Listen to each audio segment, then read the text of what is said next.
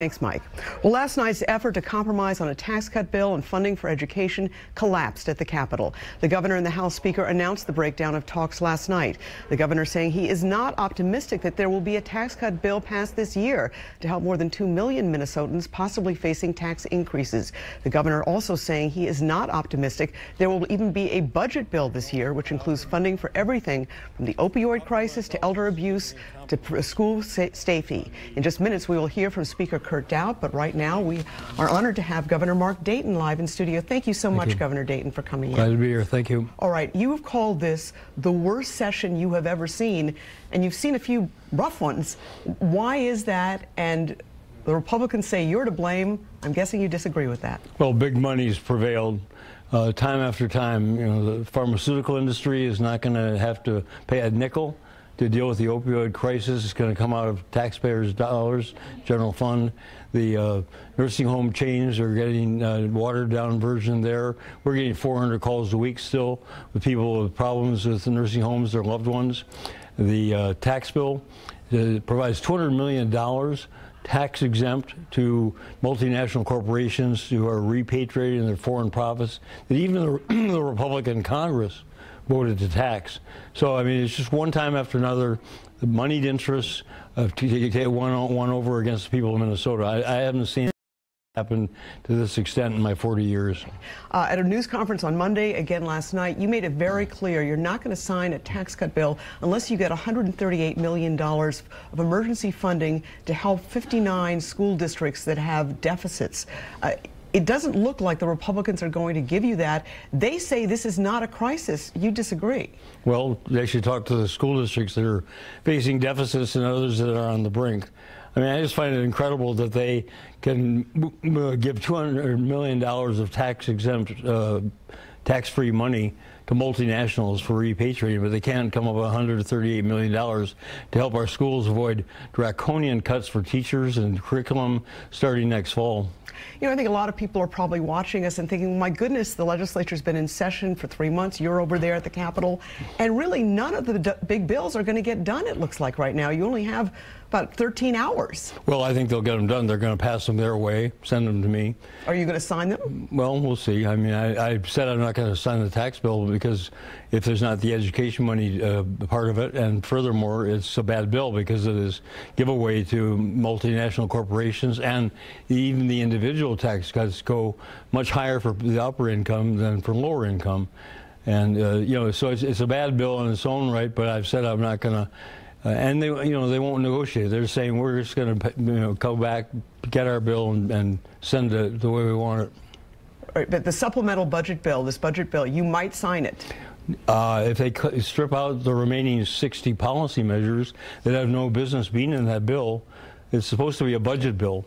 It's not about loading it up with all this policy. And again, putting things like, I've implored them not to put the school safety in money in there. It's too important to be used as a political manipulation.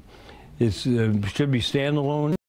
Come to me so I can sign it, and we can give these schools more money for safety. And there's still time for that, you think? Well, they could do that if they want to, but they're indicating they won't. Okay, last night you vetoed a $9 million for MNLARS to help these deputy registrars who really have been burdened financially in terms of the workload that they've had to do because of the MNLARS disaster. Why did you veto that? I've said it in my veto letter, and I've said before, I support the money for the deputy registrars, but that's just one piece of the MNLARS equation, and they refuse to put in money that's going to help us correct MNLARS. I really believe there's some legislators who want MNLARS to remain as bad as possible through the election to make you know, me and Democrats look bad. It's just, you know, and that's what's going on in this session that's so disheartening. Is that, you know, it's once again, it's about re-election politics rather than what's best for Minnesota. So yeah, I want to help the deputy registers. I also want to help the hundreds of thousands of Minnesotans who are going to have to deal with MNLARS over the next years to get that thing straightened out. You also vetoed a bill which would have made much tougher penalties for those protesting and blocking highways and interstates. A few years ago, there was a very violent protest on Interstate 94 right by the Capitol. I believe more than 20 St. Paul officers were actually injured. Why the veto there? Well, I said all along, for 2 years I've said that I support tougher penalties for people who block freeways, interstate highways, or access to airports.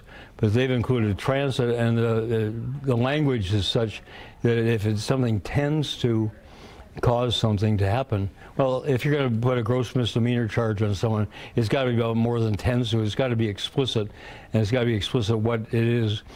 If someone assaults a police officer in the midst of a protest, that's a gross misdemeanor, as it should be. So any act that's committed in the course of a protest that has its own illegal action is going to be treated differently, and should be. Any chance of a special session to fix this? No, not at all. That's completely. Well, I've only said not unless there's snow in Minnesota in July, although I remember that I've been up on the Iron Range on the 3rd of July in the evening and seen snowflakes. So I'm going to stay out in southern Minnesota in July, so that's not possible. Okay. No is the answer. And let me ask you just finally, once again, you really seem to be going to the mat here over education. It's something that you've done before, really stressing this. Ultimately, you were the person who pushed for all-day kindergarten, which passed in 2014, started in 2014. Is this your legacy, do you think? Is that why you're fighting so hard for this? No, it's because these schools desperately need it. I mean, I had one third grade teacher from Winona tell me that he has a class of 17 this year. If the school board has to make the cuts they're looking at, he'll have a class of 29 next year. It's about the kids. It's about what we owe them to give them the best chance in the future in their lives. It's about having the money available if they just close the tax loophole for multinational corporations. It's about the priorities. Is it priorities the kids of Minnesota? Or is it multinationals? Okay. Well, Governor Mark Dayton, thank you so much. I know obviously this is a very busy time. We certainly appreciate your coming in. Glad to be here. Thanks, Esme. Well, what do the Republicans have to say in response? House Speaker Kurt Daudt will join us live next on WCCO.